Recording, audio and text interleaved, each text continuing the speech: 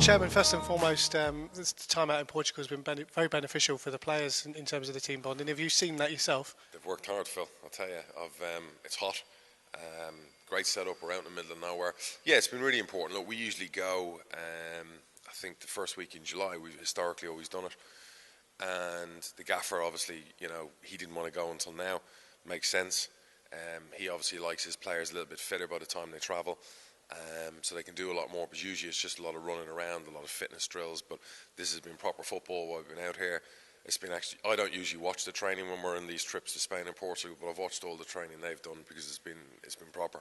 And we obviously played the game the other day, and then we've got the game in Albufeira tomorrow. So, and it's been great for, you talk about team spirit, and I don't want to go through all that and say, it's a wonderful team spirit. It's a great dressing room because the season will determine if that's true or not. But they're a good group of lads.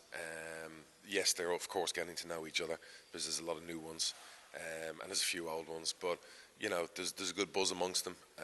So far, so good. And I guess they're still finding their feet and getting to know each other. So yeah, it's been very productive. Before we move on to the questions, that game on Wednesday, they played very well, particularly in the first half, against a really strong side full of internationals. Yeah, correct. It was. We knew it would be a really technical game, and that's a great test for our lads. And I thought possession-wise we were right up there. We probably had the best chances of the game. Basically, we made one mistake in the second half. They punished us and won the game. And really, really impressed with everyone that played, particularly in that heat. You were there. It was absolutely scorching. It was draining and everything else. So great workout. Massive level up from the level we've been playing, obviously, so far in the friendlies. And they're the kind of games you want to take on, particularly against teams who keep the football. So you've got to win the football back, you've got to keep the football yourself, and you've got to try and open them up. So yeah, it was impressive. Let's start with Jack Marriott then. I know there's a lot of people on Twitter asking you about it daily, hourly, minutely. What's the latest with him? He's obviously out here in Portugal, and I guess negotiations continue? Yeah, what's the latest with Jack? Look, first and foremost, he's a human being.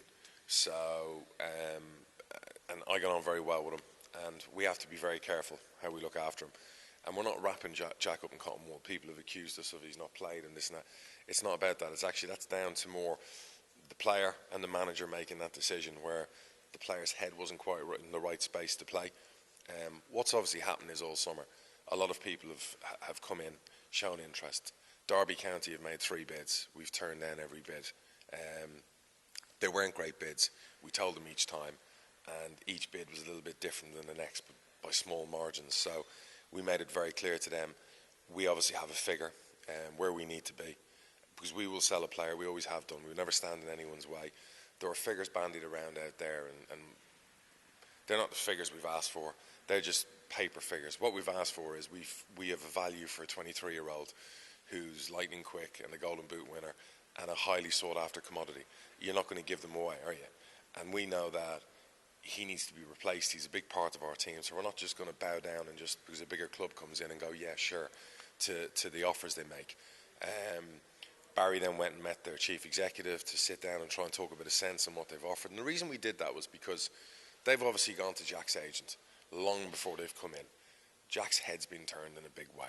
This is not me having a go, by the way, because this goes on in football all the time. So I've seen Jack in the training ground. He's told me the figures that have been mentioned, and it's life-changing compared to what he's on. Of course he wants to go. There's then another club have done the same. So his head's turned by 2 clubs that he wants to go and play for their managers. He is the #1 target for the new manager of Derby County. That's no secret. So that's up to Derby. If they want to back their manager and they want to buy him, they know what they've got to do. But I certainly won't be letting him go for where they are at the moment. Not a chance. So he'll stay with us and he'll start the season with us. And we've always said that. That isn't me playing games. I'm not using social media to play games. I'm certainly not overpricing the player. There's 4 or 5 clubs, particularly in the Championship, who all need the same type of player. And all we said to them when they approached us was, you're going to end up in an auction because the market's been relatively quiet.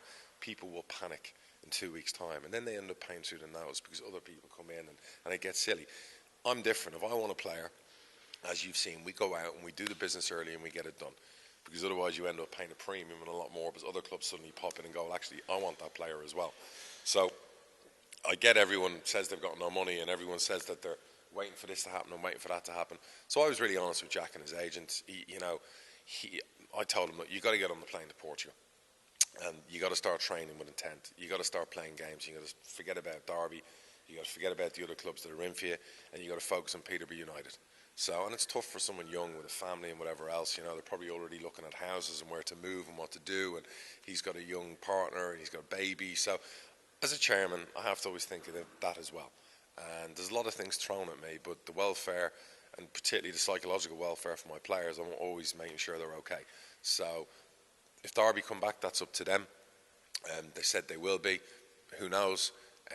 Again, Barry this morning, we've had another call from another club who keeps getting beaten in the market quite a bit, and now they're basically kind of hotting up about it. So we're going to speak to him today, but right now I'm going to say to Jack, forget all of that now. We're not even going to tell you about these clubs until something's really going to happen.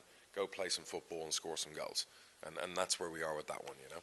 Did you expect it to still be here at this stage? When we sat down in May, we actually thought this might go to the final day, because what usually happens is, and it happened with Brit, you know, you get phone calls, you get people throwing out figures, you get official bids that come in, like all the Derby bids that have come in, and you obviously bat them away, and nobody says yes to a first offer.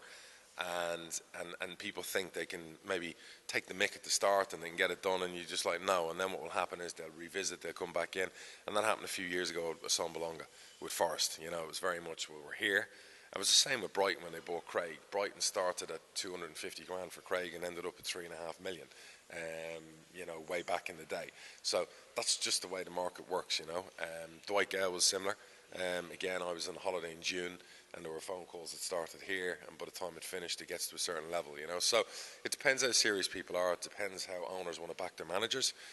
I back my manager. My manager wants a player. I do what I can, and I push the boat, and that's the way it is. So if teams are serious about getting promoted from the Championship, a striker like that's a rare commodity, and there's sometimes the difference, and that's a £200 million difference. So I feel we're not being greedy with the business we want, and he certainly won't be leaving for the numbers at the moment that have been offered by the various clubs. There are other clubs who desperately want him, but they're trying to shift players on a one-in, one-out policy, and then there's a knock-on effect. There's a recently relegated club from the Premier League who their manager was on to Jack's agent yesterday, and he is his number one target. But until one goes and one comes in, that's the way it is, you know. So that will play and play and play, probably for a little while longer. I'm pretty relaxed about it. We're not desperate. We've recruited without thinking about what happens with Jack or with Marcus or anyone else. We'll get on with the business we've done, you know, simple as that. You mentioned Marcus there. He's not out in Portugal. What's the situation with him? The reason he wasn't brought to Portugal is because it was a lot closer to the stage where everyone knows last year Marcus was going to be out of contract. So I managed to convince him to sign a new deal. Part of that new deal was if we got promoted, there would be no release clause. He'd be on a 3-year deal. If we stayed in League One and he gave it his best and he had a very, very good season, there was a release clause put in his contract. And unfortunately, it's $2.5 million. It was very cheap. Marcus is worth a lot more. But to get him to sign that new deal, otherwise we would have lost him, and I felt we'd go up, so I didn't think we'd be talking about a release clause. There's a release clause plus a sell-on. So basically 2 clubs have come in on the release clause, but what they haven't met is the stage payments. They've wanted to pay them over 4 years. I'm okay with doing deals and clubs paying over a year or two, because we buy players like that, but 4 years for such a cheap release clause, I just felt no. So at one stage we'd agreed and they were paying, and then they lost out on a player. They were selling themselves, the club. And then it changed all the schematics of the finances, and he was ready to go for a medical. So that's why he was left there, because he was due to do a medical. Terms were agreed and everything else, and that's just the transfer market. But again, very relaxed. Gaffer spoke to us yesterday and said, that's great. Marcus will be back in on Monday with everyone, and he'll be good to go.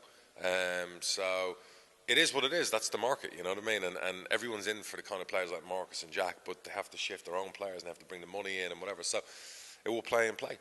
Jack Baldwin is here as well. He's another on the transfer list. Brilliant. Yeah, listen, Jack's a professional. Gaffer said it the other day. He's impressed him a lot. He's been really happy with him. His attitude's been spot on. We obviously had Sunderland come in and want to pay next to nothing for him, and they were trying to shift players at the time, and obviously we turned that down. Sheffield Wednesday called us. He was high on their manager's list, and again, that didn't get to where we needed it to be. So we're quite comfortable with Jack. He's got a year left. We've got an option on that year as well. He's been playing some of his best football since he's come back in training, and he's in great shape. And that's our 4 centre half. So there's no immediate rush to get Jack out the door. We paid a lot of money for him. He's still a very, very young man, and he's a great guy to have in the camp. So pretty relaxed about that one. The only other one on the transfer list is Anthony Grant, who's been linked with a whole host of clubs, hasn't left yet. Where's the situation with that? Well, he was, you know, I think the Shrewsbury manager came out and was talking the other day about it, but I know what goes on behind the scenes. He was offered a deal by Shrewsbury, and we were agreeing a deal with them, but they couldn't get up to the level he wanted. Apparently, I think they offered him a 2-year deal. Doncaster, when Gavin Strachan was at Doncaster, he basically did a deal with Barry for Anthony Grant. Grant, before he took the Donny job, I believe, spoke to Anthony Grant and said, "Don't go to Shrewsbury, don't go anywhere. You know, we'll get this done." Then, obviously, Grant got the job, and then the Donny chief exec or whoever it was came on to Barry and wanted to pay a lot less. So I don't play that way. So he's in the building back in England somewhere, and yes, clubs want him, and somebody will take him before the end of the window. Gwion Edwards moved to Ipswich, and one I guess you couldn't really stand in his way. You know, simple as this. I was really, how can I say? I'd said to the manager and Barry, "There's no way Gwion's leaving. I wanted Gwion to stay."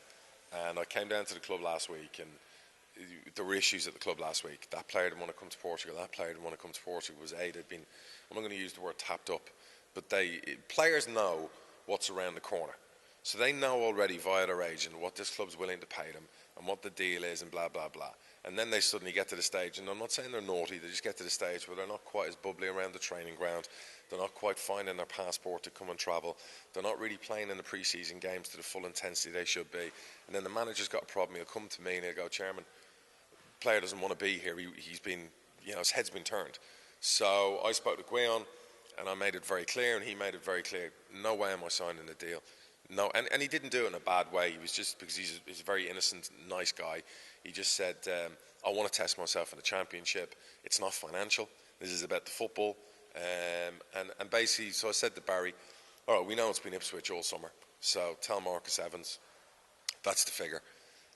We're going to Portugal on Sunday. If it's not agreed before we go, he will stay." And then obviously Marcus then talked to Barry, got it done.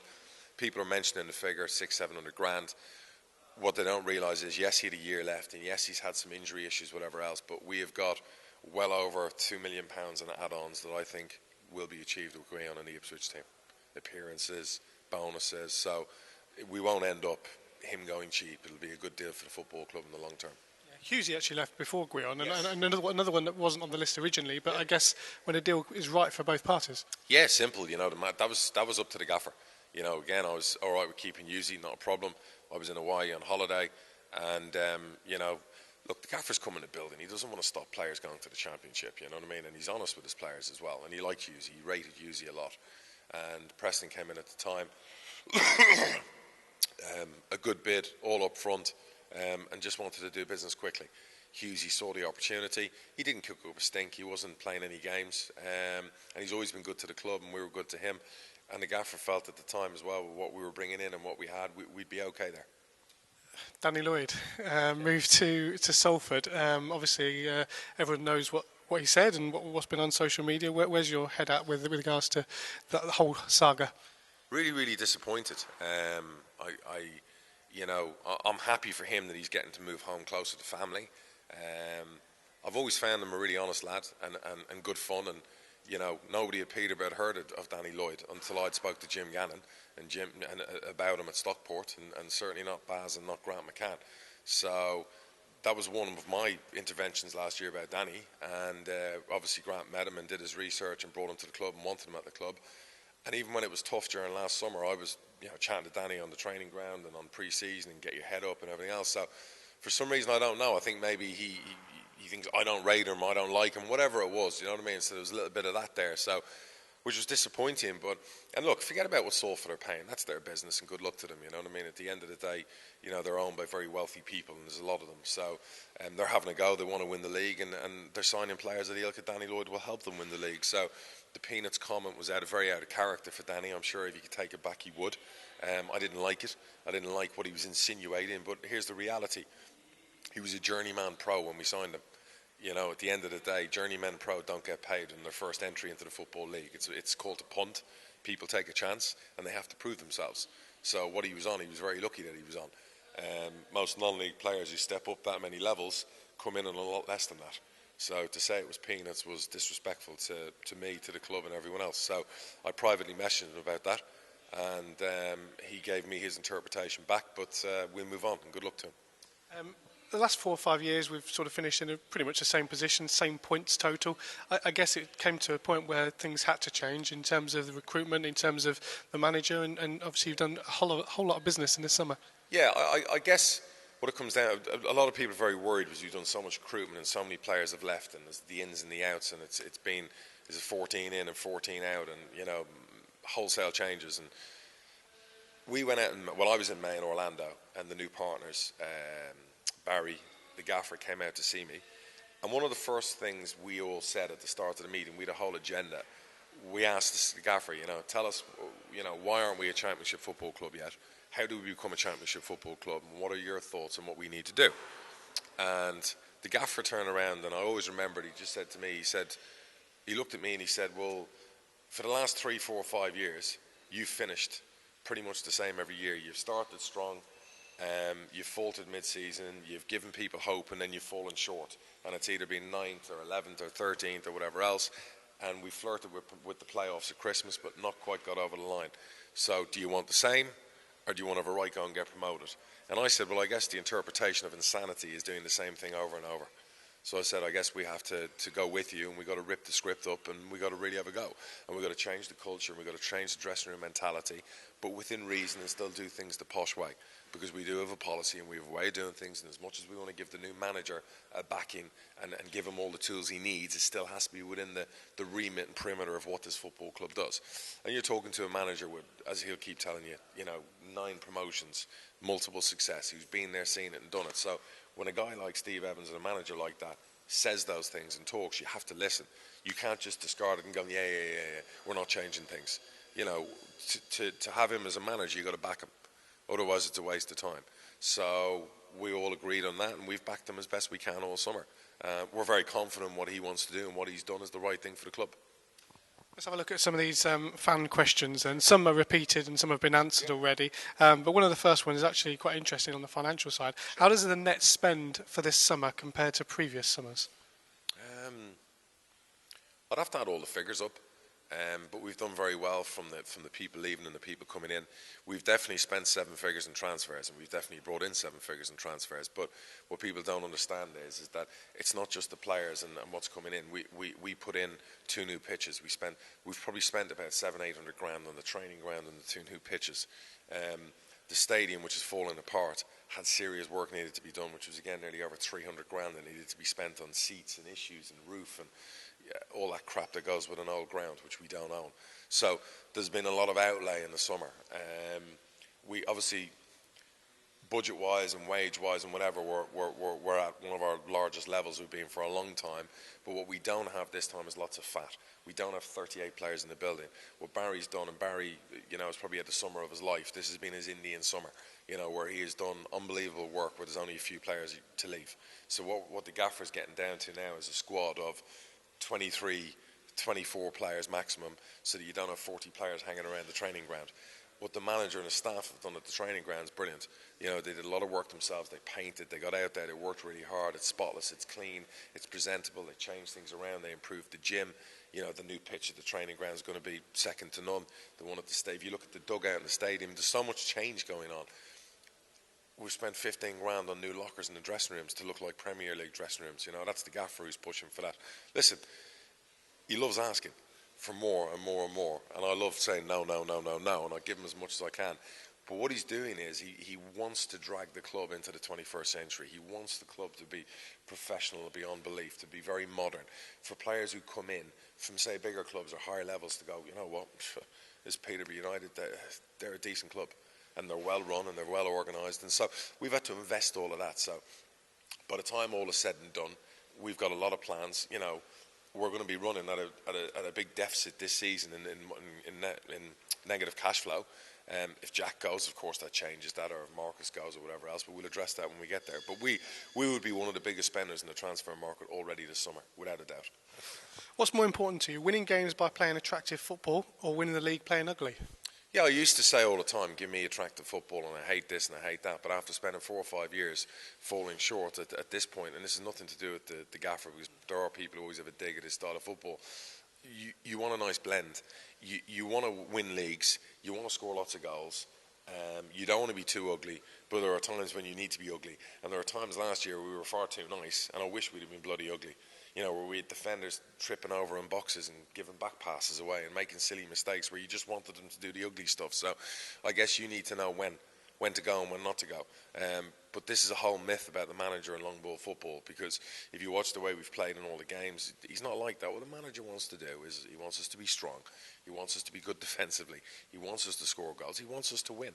And what he doesn't want us to do is just lump the ball and you never see it. Look at the style of midfielders we brought to the football club this summer. We're going to be a technically very good football team. But what we are going to be is we're not going to be a soft touch anymore.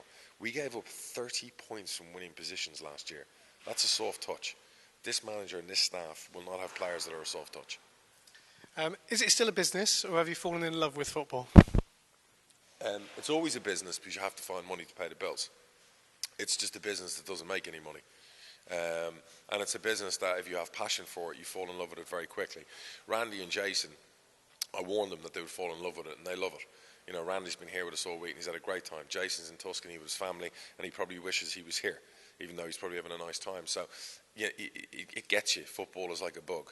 Once you take that first bite, it's with you forever. So, a little bit of both. You mentioned the co-owners there. What have they brought to the table, and how happy have you been with their involvement so far? They're brilliant.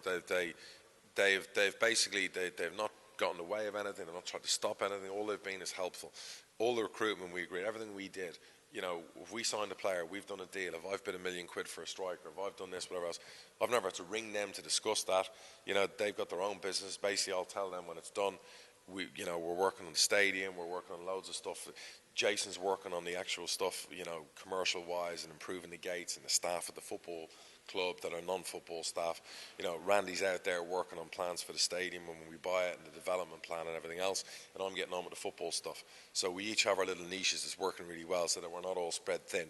And we get on really well, and they're really great guys to get on with.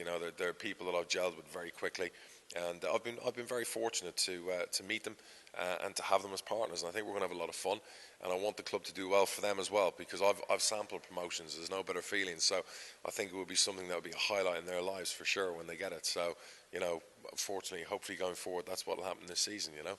You mentioned the ground. There's a few questions about the ground, so we might as well discuss it now. Obviously, you mentioned you've got people working on your behalf to get that done. Whereabouts are we at this moment in time? Is the progress being made? Look, I get in trouble sometimes. Last time I was asked an honest question, and then the leader of the council got very angry that I'd talked about it. So Jason's dealing with that. He had meetings last week. There are more meetings next week. It's not going to happen quickly. It's going to be a long process. The ultimate goal is that we take back the ground, we buy it. The council, sell it. And then the ultimate goal is we redevelop as best we can and modernise the stadium and build from there. So that is a big plan for us, and the three of us have discussed that in detail. We've put a plan together for it, but it's not going to happen quickly. Is it difficult to redevelop a ground where it is at this moment, given the houses in and around it? The perfect thing would be to go to a bit of land nearby and go and build from scratch. That would be the big idea. But unfortunately, I don't think that's an option for us, or maybe it might be in the future, who knows. But redeveloping an older ground is very difficult because of the location and what's around it and what you've got to get sorted. So it's going to be a long old process, but we'll get there in the end, and we're very committed to making sure it happens. What would you class as your best signing, and likewise your worst signing? Best signing? There's been so many of them. Well, we're famous for all those signings, the Assombalongas and the Gales, the Trinity. There's so many of them, you know what I mean? So, yeah, probably one of the best, obviously, from a football perspective was Tomo, because he was so talented.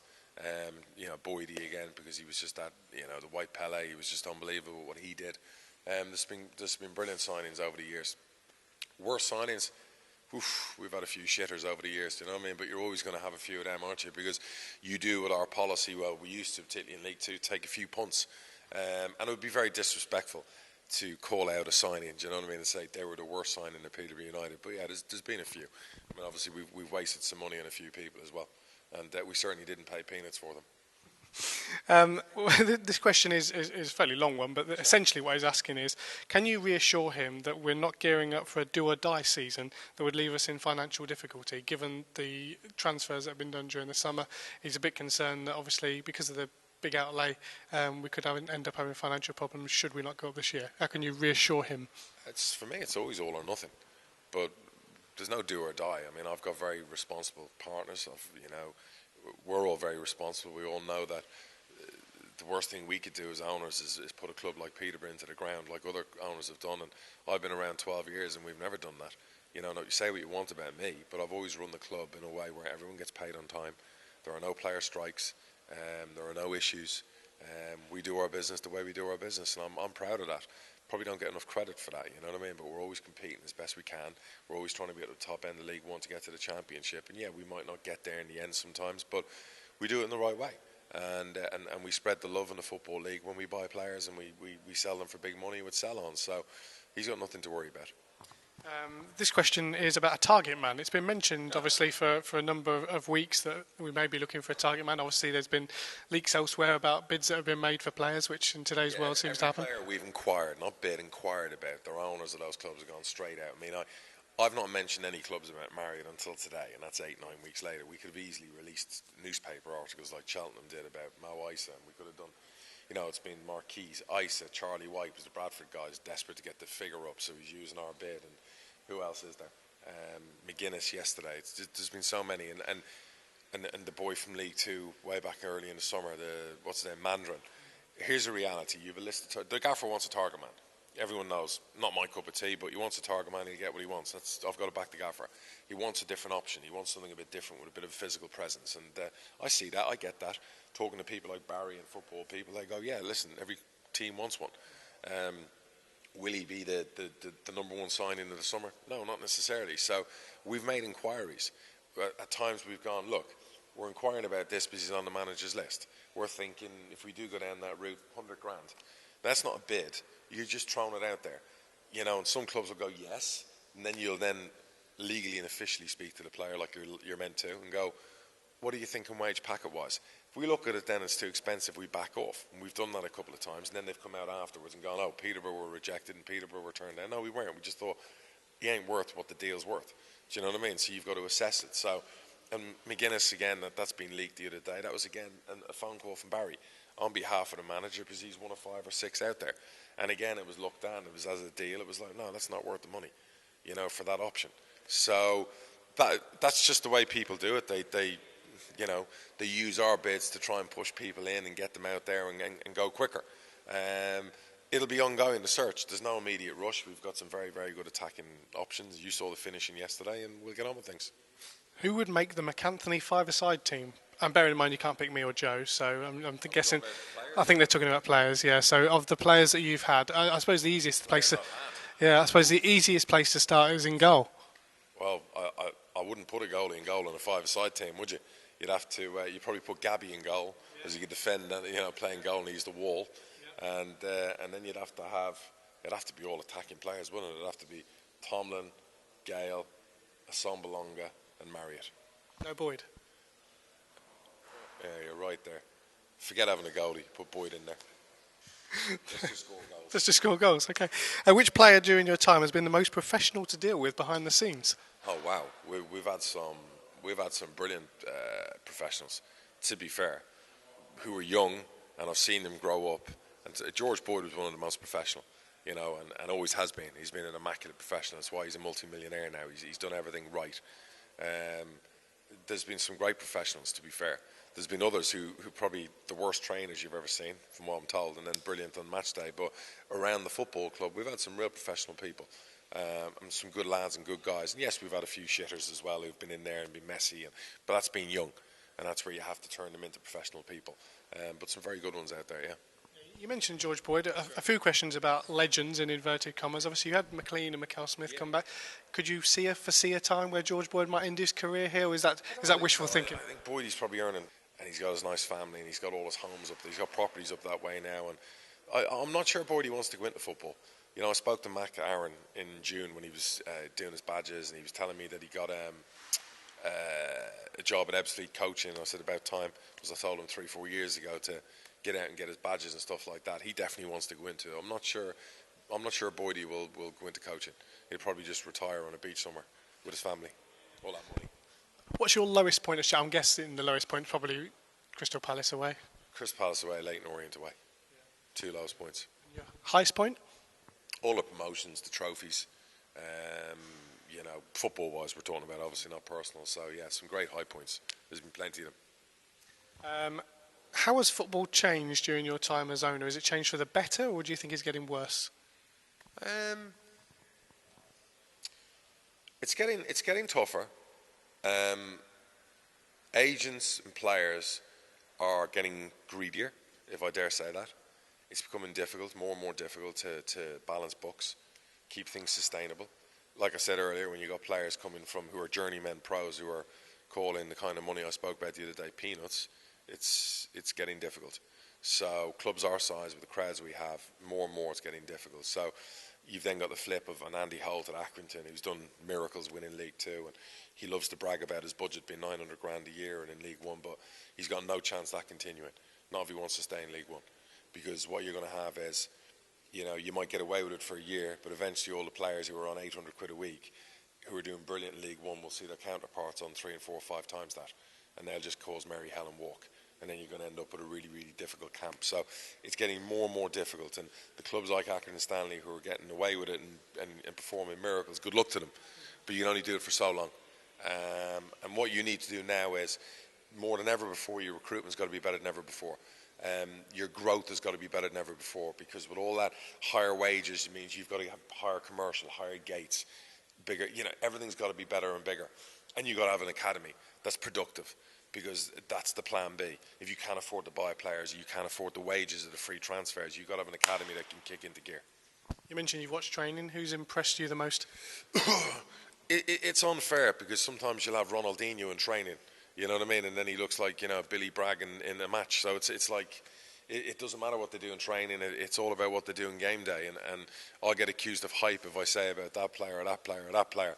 But I will say one player who I've loved watching play, a couple of players will be young Reedy in the centre of midfield. The passing is unbelievable for a player that's like 20, 21. And Dembele obviously excites you.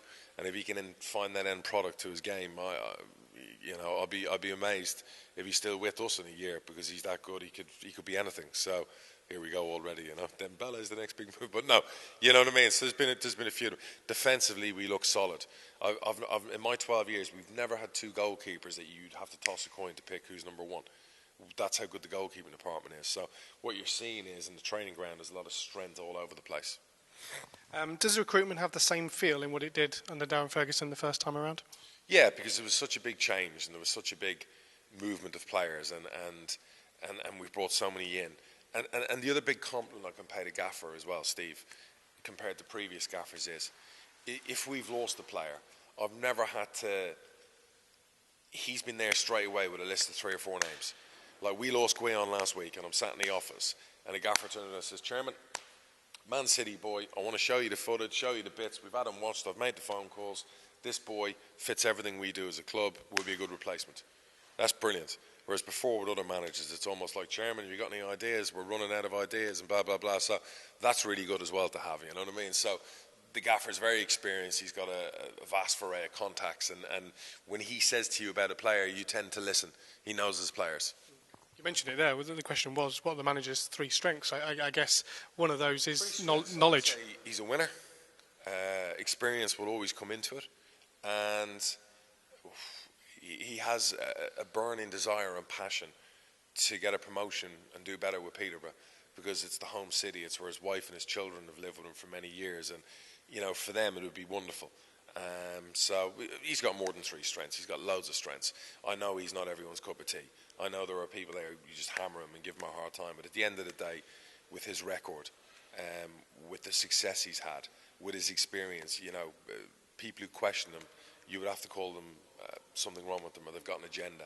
At the end of the day, he's a very, very accomplished Football League manager. He's managed one of the biggest football clubs in the Football League, Leeds. He's won promotions everywhere he's been. You know, it's not just 3 strengths. He's got so many strengths, you know, and he's one of the best managers in the Football League.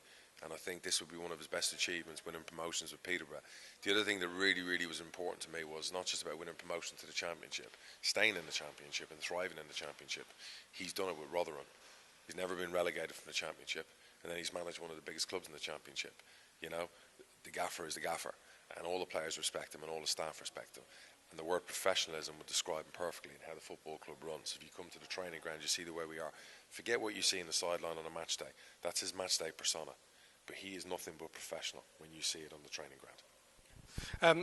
Quite a harsh question, this one, in the sense that there's clearly so many examples of it. But it says, would you ever consider a marquee player to drive promotion and give the club sponsorship opportunities?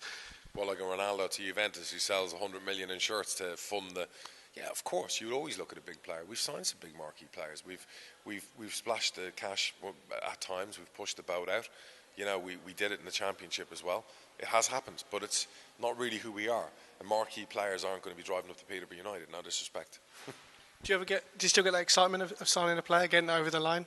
Of course. I mean, I've had a busy summer for excitement. There's been so many of them. It's been really busy. Even in Hawaii, I was working every day. So I need another holiday by the end of the summer. But you always get excited. Listen, it's a great buzz when you sign a player, isn't there? Your fans are buzzing, you're buzzing, the lads are buzzing. You know, particularly if they're a good player. Everyone loves a signing, no more than the gaffer. He's addicted to signing players. Would you consider getting your managers to look at other sports for managerial gains, like Southgate did for England? Or I guess with the gaffer, he's done it and seen it and probably doesn't need to learn in that respect. Yeah, I mean, look, I wouldn't tell managers how to do their job or what to do, but I would imagine that most managers would look at all sports and look at the most successful franchises and the most successful management teams. And I'm a big fan of the New England Patriots and Bill Belichick. He's the greatest coach in sports history, and that's a big statement. So a lot of people will go and spend time in his camp and see what goes on. And if you ever see him in it, he's horrible to do interviews with. He's the most bland man you've ever met, but he's one of the best managers in the business. So Alex Ferguson was always the template in the UK. So you would Ryder Cup captains. What do they all do differently? How do they get that team spirit together? Southgate's done well this summer, but he's lost 3 out of 7 games. It's amazing how he slipped under the radar because there's been such a weak World Cup with top teams going out and they've got to the semis. So any other World Cup, you're almost losing your job, losing 3 and 7, aren't you, when you come home? So, but he's probably getting a new 5-year contract, and he's the golden child. So, it's great it's working like that, because it's usually the opposite effect. So, me and my wife were gutted when England went out. It was just such an enjoyable World Cup, and everyone got caught in the euphoria of it. So, England have got a chance. At the end of the day, they've got a good young squad and whatever else, and they've got a nice guy that is the manager. Someone praising Barry and sort of saying how much work he's done. Long term, have you got a succession plan to replace his knowledge? Is that you? Yes. Barry is 74, going on 24. I always say it's like a scene from Cocoon in his house. He's got a fountain of youth in the back room because he's just unbelievable. His energy, his desire, his drive, he is brilliant. Look, at the end of the day, he gets the hump like the rest of us when things aren't going to plan. But there's nobody in the business that's more inspiring than him and what he does every day. And he'll continue. And if there comes a time he ever doesn't want to continue, yes, the succession plan would be me to do that job. And if me and my partners then need a technical director or a different director of football, if I didn't want to do it, that's a conversation we'd address. But there is no concerns about that right now. There's never even been a conversation about that right now. So I would say Barry will be probably 102 and in a coffin and still with the phone in his hand. Do your kids drive you nuts by doing the floss? Do you know what the floss is? It's like a dance craze, I think. What are your kids into? That's, I suppose, a genuine question. Yeah, well, my kids are like every other kid. They've got an iPad stuck to their bloody face. They've a phone, a laptop. This summer I've been working out with them every day in boot camp at home. We've been swimming and doing cardio and weights. I've been getting into that. They like to go to the movies. My daughter, obviously my youngest daughter's, she loves her dollies. My oldest son is Marvel mad and Lego mad. So like everyone else's kids, they're all the things that tickle their fancy. So I'm looking forward to seeing them on Sunday. I've missed them for the week away, to be fair. Are they going to be football fans, though? I don't know if they're going to be football fans. My eldest daughter, Darcy, is well into the posh, more than my son, Callum, and Cara's too young at the moment. So they love going to the games, they love going to the club, they love raiding the club shop. Poor Emma running around and driving Liz mad. But it's too early to say. They're not mad into sports right now. They're like 12, 11 and 9. There's no obsession with sports. And I probably didn't get obsessed with sports until I was like 13, 14. You've made your millions by then, haven't you? What has been the hardest transfer decision you've ever had to make in regards to a player coming into the club or out of the club? Out of the club was the Lee Tomlin to Celtic thing. So, because that just created so much drama and I kept saying no. Into the club, hardest one to make was taking the gamble on British Sombalonga and paying £1.3 million for a 20-year-old who'd been on loan once. But that was instinctive, yeah. Fergie at the time was like, no, too much money. And I was like, let's do it. You know, so sometimes you have to go with your gut. And a lot of it can be gut instinct, you know what I mean? Does it make sense? Is there a risk? Will it pay off? What if it doesn't pay off? You put yourself out there. But all successful people need to put themselves out there at times to be successful. You have to sometimes be willing to lose it to get it. Has there been a player that you were in for and then lost out to because you didn't pay enough money, who ended up being someone who really annoyed you? Umpteen times. Scott Hogan, Jamie Vardy, you know, the list goes on and on, you know. The Brentfords of the world who similar model to ours, and now they're in the Championship, they can do it better than us because they've got the money. So many times we've been in for the same players. Watkins last year, Hogan the year before. They're in for someone else this summer. We're always going to lose to them because they can offer Championship football. It's not that they're a bigger football club. They're very well run, but it's Championship football. And once a Championship club comes in and they can match what you're paying, the player's going to choose them because it's Championship football. Last couple of questions. Do you think the manager's bad language will offend supporters? I guess it's probably just because he shouts louder. Because every manager curses. Every manager screams blue murder. It's because he's louder. I'm not going to ask him to change anything about himself. It's not fair. It's a guy with so many promotions, more promotions than I've had hot dinner. So why would I say to him, tone this down, tone that down? It's not my place to do that. I would say to any football fan, if I was bringing my children to a game, is don't sit near a dugout. You know, there's plenty of room in a football stadium where you're not going to hear that. Is this a long-term project for the gaffer, do you think, or is this something you want quickly? If Celtic came in tomorrow, he'd be gone.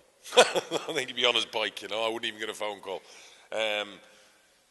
Yes, I think because it takes him 5 minutes to drive from his house to the training ground every day. For the first time in his life, he's seen his family more than ever. Whereas before, it would be like a 2-hour drive to wherever, Mansfield, Rotherham, stay up there a couple of nights, come home, you're seeing your family 2 days a week. This is the first time where he feels part of the city. I think, you know, the more successful we are and whatever else, he wouldn't want to go anywhere else. And it's so convenient for him as well. So he has a real hunger and desire. This is probably the one job he's more hungry than ever before to do well at because of the situation regarding the club and his affinity with the city and everything else. If we didn't get promotion this year, you'd continue in that role with him? Oh, wow. Phil, that's a real hard-hitting question. Listen, at the end of the day, it's far too early to say about that, and there's no point in putting pressure on a manager and saying, well, if he doesn't win promotion, he's getting a sack, or if we don't do well, he's getting a sack. This manager's a successful manager. I would expect us to be up there for automatic promotion. I would expect us, with the budget we have this season and the backing he's going to have, all of us together to have a very successful season. There's no guarantees in life in football, but I'm pretty good with managers. I gave Grant McCann 2 years of 1 year mediocrity and 1 year of and he had a job for 2 years. So we will give Steve Evans, myself, and my partners the best backing we can, the best support we can, and I've got no doubt in my mind he will repay that backing with a very, very successful season. But the proof's in the pudding. We can talk about it, we can hype things up, and I'm not even doing my Swanee piece this year because I'm giving the fans what they want. I'm going to be quiet on the hype front, and I'm going to let the football do the talking and let the manager do the business, and hopefully this time next summer we're talking about our campaign back for the Championship because that's the ultimate goal. That's where we want to be, that's where we need to be, and that's what we're investing to be. So, you know, it's exciting times, and the fans get behind us and the crowds come back and we start winning football games. We can be a hell of a force in this league.